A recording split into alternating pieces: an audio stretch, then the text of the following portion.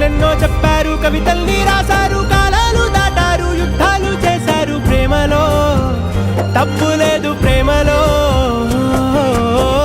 వేల వేల వెన్నెలంత మీద వాలి వెలుగునంత మోయమంటే నేను ఎంత రే.